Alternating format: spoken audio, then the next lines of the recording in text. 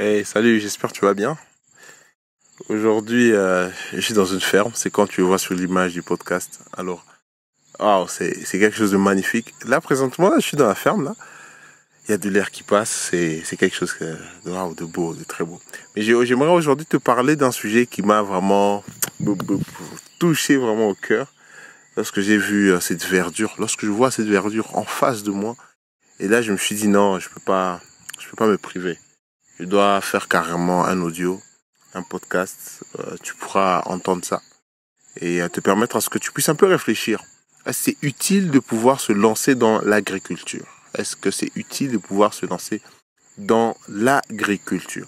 Tu veux créer une entreprise, tu sais pas par où commencer et tu te dis ouais, je commence par l'agriculture. Est-ce que c'est vraiment utile? Lorsque je parle d'utilité, c'est la capacité quand même bien de satisfaire un besoin. Il est vrai qu'en Afrique, la plupart des gens se disent que c'est dans l'agriculture qu'on peut faire de gains. Bon, prenons le cas de la photo que je vous ai prise tout de suite là, il y a quelques minutes.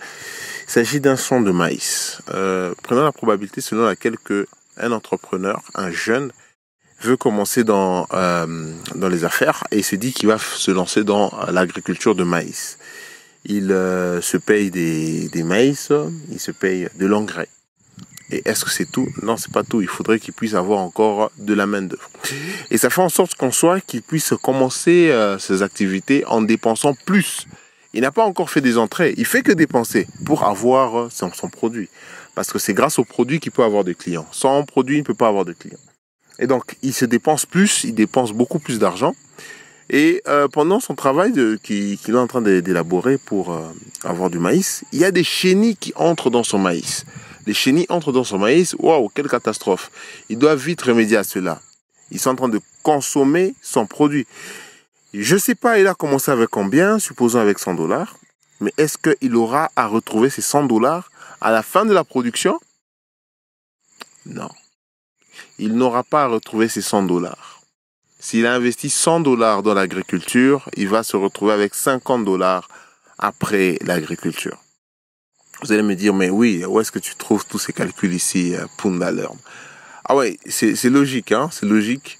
L'agriculture n'est pas comme une entreprise normale, hein, donc vente de services, vente de produits électroniques ou autres. Non, l'agriculture, c'est un travail manuel et qui varie selon les saisons. Si la saison n'est pas bonne, il n'y a pas de production. Donc c'est ça. J'ai beaucoup apprécié ce beau chant. J'entends les oiseaux. J'ai pas voulu mettre un micro aujourd'hui. Hein. J'ai voulu te faire bénéficier de ce doux vent que je suis en train d'entendre là. Déjà, si tu n'as pas fait, mets un grand pouce en l'air pour apprécier cette vidéo. Il y a bien de gens qui vont passer par cette vidéo et ils aimeraient aussi voir qu'il y a d'autres personnes qui ont aussi aimé cette vidéo. Et si tu n'as pas encore rejoint les milliers de personnes qui reçoivent chaque matin un email inspirant qui les pousse à pouvoir se lancer dans l'entrepreneuriat, tu peux le faire. Je t'ai mis en description le lien. Qui t'amène directement vers le lien pour t'enregistrer. Tu mets ton adresse mail à laquelle tu aimerais recevoir chaque matin un mail inspirant qui te pousse, qui te motive, en même temps qui te donne des idées dans l'entrepreneuriat. Je ne décourage personne, je donne juste la réalité des faits. C'est vrai, la vérité n'est pas bonne, toute vérité n'est pas bonne à dire, mais je vous dis la vérité dans mes mails et j'espère que ça pourra t'aider. Alors, pour toute personne qui veut se lancer dans l'agriculture, c'est très beau, c'est très bon. Parce que déjà, les produits de l'agriculture sont délicieux.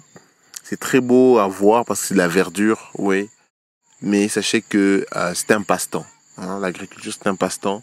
Ça ne peut pas être une entreprise, c'est un passe-temps. Surtout si c'est pas subventionné. Une entreprise agricole qui n'est pas subventionnée par l'État est un passe-temps. Si c'est privé, comme là je suis, c'est privé. Wow, c'est vraiment un passe-temps. Un passe-temps, ouais, c'est un passe-temps. Ça peut produire des entrées, oui, mais pas suffisamment pour rembourser le montant d'argent investi. C'est subventionné d'habitude dans de grands pays. Pour quelle raison? C'est pour lutter ou bien pour encourager l'agriculture. Parce que sans agriculture, dans un pays, les gens ne pourront pas vivre.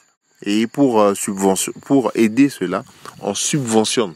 Parce qu'un privé, s'il se lance dans ça, il va juste perdre... Bon, il va pas perdre son temps, mais il va s'amuser. Hein, ça sera un passe-temps pour lui.